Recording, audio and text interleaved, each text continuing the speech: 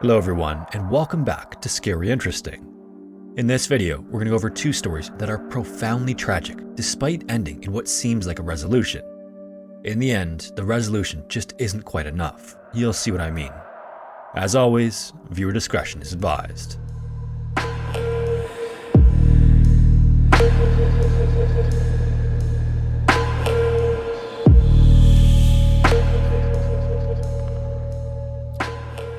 On March 8, 2011, Andy Vandenherk stared at his computer screen and the words he had just finished typing. It was a simple two-sentence Facebook post that he needed to think long and hard about before he published it. There was a huge risk in what he planned to do, and there was no guarantee it was going to work. In fact, he could lose everything if his plan went sideways, but considering the sense of loss and injustice he felt, he managed to convince himself that this was worth the risk. This was his last opportunity to back out because once the post hit the internet, he wouldn't be able to take it back, even if he deleted it right away. Chances are someone would see it and screenshot it before it vanished, so he had to be absolutely sure he wanted whatever would come after his statement was sent out to the world. At the same time, there was part of him that didn't even feel like there was any other option. So he took a deep breath, hovered his cursor over the post button, and clicked it before grabbing his coat and walking out the door. 16 years earlier, on October 6, 1995, Andy's sister Nicole was up before the sun. At 15 years old, she was working a seasonal holiday job at a mall located near her grandmother's house, which is where Nicole lived. How she ended up there in the first place was complicated, and it all started when she was born in 1980s Germany. Before she could even form memories, Nicole's life changed drastically when her mother married a man named Ad Vandenherk shortly after Nicole's birth. Ad then relocated Nicole, her mother, and his own biological son Andy to the Netherlands, where they became a family together. And even though Ad wasn't Nicole's biological father, he loved her just as much as if he was. In fact, he absolutely adored her, so much so that when he and Nicole's mother filed for divorce in 1989, he fought for and won full custody of Nicole. It's not entirely clear why Nicole was living with her grandmother in 1995, but what is clear is that 1995 was an extremely difficult year for the family. In the spring, Nicole's mother tragically decided to end things, and afterward, all Nicole could do was keep busy with school and her seasonal job. On that particular morning, after getting ready and while making sure to keep quiet from waking her grandmother up, Nicole slipped out of the house onto her bike and set off for work. A little while later, her manager couldn't help but notice that Nicole was late for her shift, since she was always on time. Nicole's grandmother was then contacted and asked if Nicole was still home, but everything around the house indicated that Nicole went to work as expected. The police were then contacted to report Nicole missing, and the search began right away, and people who were closest to her were identified and questioned. Around 6 o'clock that night, Nicole's bike was found on a riverbank, but there was no other trace of her. Then, for 3 weeks afterward, police continued their search but came up with nothing until October 19th when her backpack was found next to a canal. After it was found, there were multiple searches of rivers, canals, and nearby forests, but these still came up with nothing. It wasn't until all the way in November on the 22nd that a grisly discovery was made, 7 weeks after she went missing. Nicole's body was found in the woods between two neighboring towns, covered in tree branches. An autopsy revealed that she had been assaulted and brutally murdered, during which her head, fingers, and ribcage were all injured and her jaw was broken in 2 places. Then, 6 days after this tragic discovery, Nicole was buried in a local cemetery during a ceremony attended by around 1,000 people. The investigation that followed began like most murder cases, with detectives starting with those closest to Nicole. For some time early on, police saw Ad and Andy as the prime suspects, likely because most homicides are committed by people known to the victim. However, they were both quickly ruled out, and the police were right back to where they started. Maybe the strongest piece of evidence they had early on was a phone call that came in on October 24th, which was when Nicole was still missing. It was from an anonymous male caller who said he could identify Nicole's killer, but he hung up before any further information could be extracted. When the call first came in, police thought that she might have been kidnapped, or another theory was that she fled to Germany to live with extended family. After she was found, though, this phone call seemed even more important to the case. It was then released to the public in January of 1996 after police had no luck tracking the caller down on their own. Leads did come in afterward, but unfortunately, the caller was never identified. And from that point onward, they would really have to stretch the leads for anything to go on. After that, police had next to nothing to go on, and as time passed, what began as an effort with the full force of the police department behind it dwindled down to just 4 detectives. The case eventually went completely cold and was largely forgotten by police and the public. Another attempt to solve her murder was made in 2004 when a team of cold case detectives took on the case, but this also produced very little and the unit was disbanded not long after forming. Once again, Nicole's case would slip through the cracks and her killer or killers would continue to remain free and unidentified. For another 7 years, there wasn't a single new lead or development in the case. During that time, Andy moved to England to start a new life there, but there was some piece of his mind that always remained in the Netherlands. Then, on March 8, 2011, Andy had enough waiting. It was time to get the truth. That's when he published the post on Facebook that changed everything. His post read, quote, "I will be arrested today for the murder of my sister. I confessed and will get in contact soon," end quote. After publishing it, Andy went to the police department and was promptly placed under arrest by British authorities and held until he could be extradited to the Netherlands on March 30th. This revelation was obviously a bombshell. More than 15 years earlier, he was ruled out as a suspect and police had no evidence or witness statements at all that tied back to Andy, but his confession was accepted. He was then immediately brought to police headquarters for questioning when he was back in the Netherlands. However, 5 days later, Andy was released and ruled out again. Andy was not his sister's killer, but he hoped that his false confession would allow the real killer to be identified. The whole confession was planned in hopes that police would pick the case up once again, exhume Nicole's body, and perform new DNA tests to confirm Andy's claims. In doing this, Andy believed police would be able to identify the actual killer with newer, more advanced DNA technology. At the same time, this was extremely risky. He could have easily ended up getting pinned for the murder instead. Luckily for him though, he didn't end up charged and convicted, but instead things went exactly as he hoped. Police formed another cold case task force and collected new DNA samples from Andy, Ad, and others closest to Nicole at the time. Nicole's casket was also disinterred, and forensics experts took fresh samples of any DNA that might have still been on her body. When Nicole was killed in 1995, collecting DNA samples wasn't done with nearly as much care to avoid contamination as it is today. And even though her body had decomposed over 2 decades, there was hope that clean, usable samples could still be obtained with contemporary techniques. And in fact, when the collection of samples was complete, forensics had several samples and a single hair found on Nicole to analyze. A week later, the police announced that there were 2 clear DNA profiles extracted from the samples and a third that was incomplete. One of the samples belonged to Nicole's boyfriend and another was from an unknown male. The third was somewhat unclear because forensics couldn't complete a full profile in 2011. Conclusively, however, none of the DNA found on Nicole belonged to Ad or Andy. Police then started looking to past assault and murder cases to see if they had run across anyone who had committed similar crimes. And in fact, among the cases from the year 2000 was another assault of a 20-year-old woman that took place in September. The woman was abducted from her bike and assaulted at knife point very similarly to what happened to Nicole. And while that victim survived the ordeal, the circumstances were too close not to investigate it further.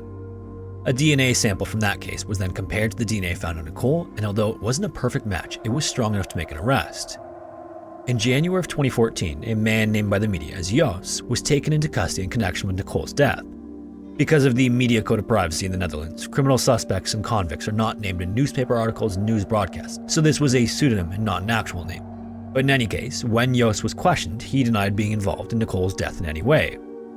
He also told police that he didn't remember Nicole, but if they did have relations in 1995, it would have been consensual. This in itself was not a great defense, because at the time of her death, Jos was 28 and Nicole was just 15, already making it unlikely that they would know each other or that a relationship between them would be considered consensual. Beyond that, no one who knew Nicole knew about any connection she had with him. Jos's past was also a key piece of evidence. Not only was he convicted of a crime that was almost identical to the one perpetrated against Nicole, but he had also been convicted of assaulting an ex-girlfriend. And apparently, on the morning of Nicole's death, during the exact time she would have been riding to work, Jos stormed out of his house after a particularly emotional argument with his girlfriend in the same area where Nicole's bike was found the day she disappeared. With all of this evidence, charges were formally filed against Jos in April 2014 and trial began in November of 2015. As trial got underway, his defense tried to create reasonable doubt around the quality and accuracy of the DNA test. Further fueling their argument was the third DNA profile found in Nicole's body that was incomplete. This created just enough doubt that the prosecution dropped the charge of murder to manslaughter. Then, further confusing things, 2 men came forward during the trial and claimed Jos confessed to Nicole's murder when the 3 were in a psychiatric institute together during the early 2000s. Jos's defense, however, argued that the witnesses came forward just so they could claim the reward money. When it was all said and done, Jos would stand trial for 2 years before a verdict was reached. In the end, the court found that even though the DNA sampled from Nicole's body belonged to him, that didn't make him a killer. So he was ultimately acquitted of the manslaughter charge but was convicted of assaulting her and sentenced to 5 years in prison. Now, unlike in the US where there are restrictions on appeals in criminal cases, in the Netherlands these appeals are perfectly legal. One was then filed following the decision by the court to acquit Jos of manslaughter. This appeal was then heard in August of 2018, and as the prosecution laid out the facts, the court found that the DNA of the other unknown male was inconsequential to the case. The court then confirmed the original decision that Nicole was assaulted, but additionally, Yoss's acquittal of manslaughter was overturned. This meant he was officially convicted of killing Nicole. For this conviction, Yoss got just 12 years in prison. This might seem low, but in the Netherlands, life sentences are rare and only a handful of convicts are serving them at any given time. Yoss's was still on the low end of the sentencing scale, but there was some solace Ad and Andy felt over him being held accountable for taking Nicole's life. In 2020, the defense filed its own appeal to the Supreme Court of the Netherlands, but the decision was upheld. As of 2024, Yoss is still serving his sentence. However, unfortunately for the Van der Herk family, the tragedies weren't over just yet. After his selfless false confession, Andy's Facebook posts started getting more and more emotional as he shared his private inner turmoil with his followers and friends. Then, on August 27, 2021, he published his last post to Facebook, announcing that he was ready to say goodbye. This was the last thing he would ever do. In Marseille, France in 1857, a small trading ship named the St. Paul left port for a long voyage under Captain Emmanuel Pinard. Aboard the ship as well, for his first big journey on the ocean, was a 14-year-old cabin boy named Narcisse Pelletier. Narcisse was the son of a shoemaker in France, but he wanted something more than just following in his father's footsteps. He wanted to see the world and knew that working the seas was the best way to do this, so he joined the St. Paul and its crew. On this voyage, the ship was filled with French wine to be traded in Bombay, India, and then once that was dropped off, the St. Paul would continue east to Hong Kong, where it would pick up upwards of 330 Chinese laborers destined for New South Wales and Victoria, Australia. Between 1851 and 1871, Australia's population exploded from 430,000 people to 1.7 million, and dropping off laborers by the boatload was common practice at the time. However, the Chinese laborers aboard the St. Paul weren't slaves, they were just working men hoping to strike it rich. While many Chinese migrants headed east to California to take part in the gold rush, the next best place was Australia. After the ship left Hong Kong and after the wine was replaced with people, rations dwindled much faster than expected and put everyone on the ship at risk if it didn't get to Australia as quickly as it could. Initially, the captain charted a course that would take the ship around the Solomon Islands and east of New Guinea and then turn southwest towards Sydney once it was clear to do so. This was a standard route for ships traveling between Sydney and Southeast Asia, despite there being a gap between the archipelago and New Guinea. Sailing the gap would shave off a significant amount of time off any trip, but it came with significant risk too. The waters around the Solomon Islands are filled with hidden shallow reefs and tiny coral islets, making it like a minefield for ships to navigate through. It wasn't impossible, but successfully making it through without incident would require some excellent sailing and a lot of luck. However, the captain realized he didn't have much choice. If the St. Paul continued around the islands, everyone on the ship could die of dehydration or starvation before it got anywhere near Sydney. So, without any other choice, he ordered the crew to head for the gap between the Solomons and New Guinea. He knew that if the crew made one slight miscalculation in their heading, they'd quickly end up running aground on some remote piece of land in the middle of the Solomon Sea. As you might have expected, in the early morning hours of October 1st, 1858, the ship rammed into an underwater reef, bringing it to an immediate halt and irreparably puncturing its hull. Everyone on board abandoned the ship and washed up on a small coral islet just east of New Guinea. Somehow, no one died in the wreck, but their battle for survival was just beginning. The place they'd washed up on is called Heron Islet, which is a small enough outcropping of coral that it doesn't even show up on a map.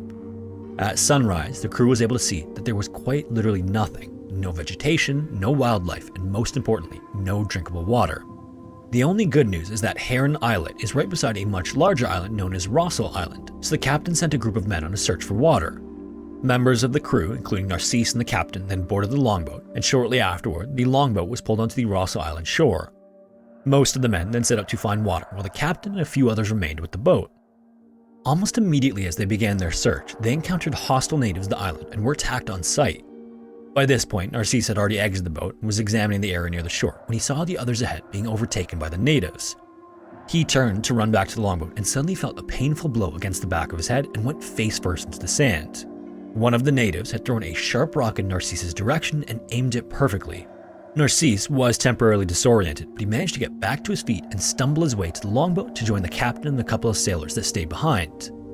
When they had pushed away from the shore though, only one of the crewmen who went searching the island for water made it back to the longboat alive. Then, as they made their way away from the shore, the longboat was chased by some of the natives who were either swimming or canoeing. Finally, as soon as the captain, Narcisse, and a few others started firing their guns, the natives began to retreat, and the boat made it safely back to Heron Islet. By then, though, this meant they were down to very few crewmen, and there was still no water for the ones who remained and the more than 300 Chinese laborers. Later that night, Narcisse overheard the captain and some of the other crewmen talking about a plan to sneak away in the middle of the night to head for help on the mainland. When they got up and started walking toward the boat, Narcisse quietly got up and followed behind. When they noticed him, they had no choice but to bring him on board. When they pushed away from the shore, there hadn't been many supplies to begin with, but this was compounded by them needing to sneak away without the others noticing them. They would just have to figure things out at the sea. At the same time, this would almost certainly condemn the rest of the more than 300 men to a horrific fate on the little islet. Now, depending on the source, the boat is thought to have had between 9 and 12 crewmen along with the captain, and over the next 12 days, they would barely survive. Food ran out almost immediately, and all the men had to eat was a single bag of flour. During the trip, they managed to catch a few seabirds, but because they couldn't start a fire on the boat, the birds had to be eaten raw. They then ran out of fresh water within a week, so the men began drinking their own urine or seawater. Finally, after nearly 2 weeks on the ocean, the longboat landed at Cape Direction, near the northernmost tip of Australia's mainland. It's uncertain how far they traveled based on the current, but it's at least 1,000 miles or 1,600 kilometers. Everyone on board was barely hanging on due to dehydration and starvation, but they all managed to survive somehow. Narcisse, however, despite being the youngest, was in by far the worst shape. When they arrived on land, he helped pull the boat onto shore, shredding his feet on the coral in the process. Finally, exhausted, he went and collapsed under a tree. The only thing that got him standing and moving again was the possibility of finding a water source, so he gathered what remaining strength he had and started to search with the others. Shortly afterward, a few of the men stumbled on a small water hole that didn't contain nearly enough water for all the men to survive on, but what little it did have was drunk by the men who found it first. When Narcisse caught up to them, the water was gone, so once again he collapsed, and this time he told the others he couldn't walk any further. Then, because they were a decent distance away from the boat and carrying him back would have been difficult in their weakened state, they just left him. The crew then turned away, returned to the boat, and left Cape Direction, leaving the teenage cabin boy there to die. Not long after making it back to sea, the longboat came across the path of a ship called the Prince of Denmark and was picked up by the crew. When Captain Emmanuel was on board, he begged the Prince of Denmark to return to Heron Islet to rescue the 300 men there, but the ship's captain refused and instead dropped them off on the island of New Caledonia. This is about 850 miles or 1,300 kilometers north of Brisbane, Australia. Horrifyingly, even if Captain Emmanuel managed to convince the captain to save the laborers left behind, it wouldn't have mattered.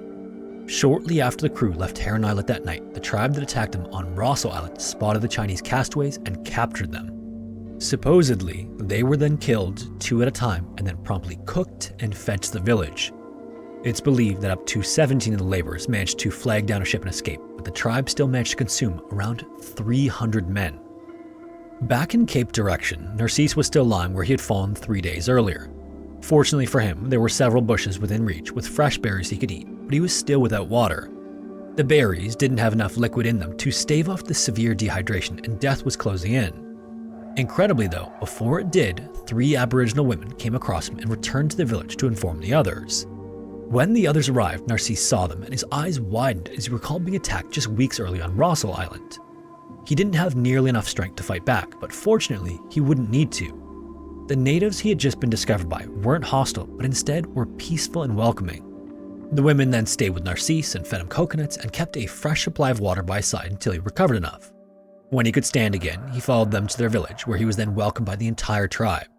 He couldn't have known it at the time, but this would come to be his new home.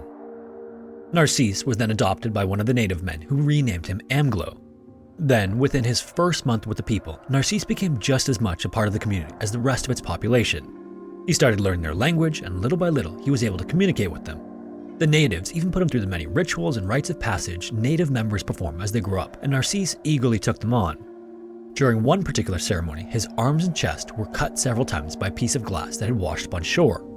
While the wounds healed, some of the women would come by every day to squeeze and pinch the cuts so that the scars left behind would be raised high off the skin when they were done healing.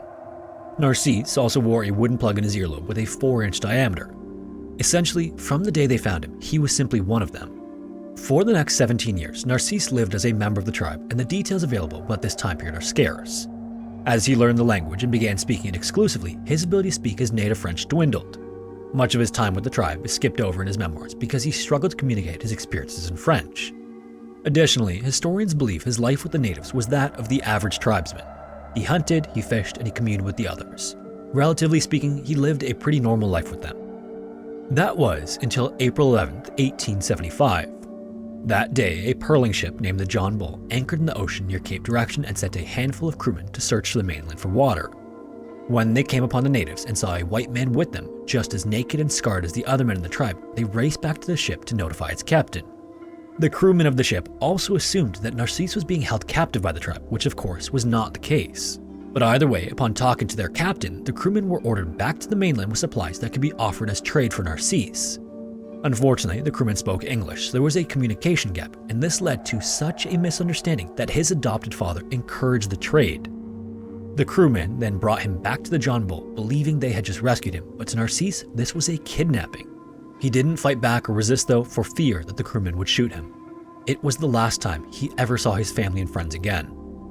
Narcisse was then dropped off at Somerset on Australia's Cape York, not far from Cape Direction. Afterward, he was taken to an administrative outpost where attempts to establish communication with him began. The two men speaking with him knew French, and Narcisse recognized it as they spoke, and in his initial replies back to their questions, he struggled to remember his native language, but eventually he was able to communicate with them. He then spent a few more months at the outpost in Australia before he left to return to France. His story preceded his arrival, and when his ship pulled into port, hundreds of people were waiting there for him, cheering and chanting his name. Following his return, he was approached by a sideshow owner about joining his traveling show as one of the exhibits with promises of good money and even more fame, but Narcisse declined the offer. He would instead get married and become a lighthouse keeper, which was a role that allowed Narcisse and his wife to live in solitude. The couple never had any children, but there are mixed reports that Narcisse may have left as many as 3 children behind when he was taken by the crew of the John Bull. Narcisse eventually died in 1894 at the age of 50. As I'm sure many of you probably also found, for entirely different reasons, both of those stories have bittersweet but ultimately incredibly tragic endings. At least I found them to be that way. On a more positive note though, one of the people who's been writing and researching for the channel, Rich, has started his own channel called Historical Horror. His channel goes over gory, disgusting, and horrifying stories from all over history. And if you enjoy scary or interesting, I think you'll love it, and he's already got several videos out that you can binge watch right now using the link in the description or in the comments. So make sure to check out his channel, and hopefully I will see you in the next one.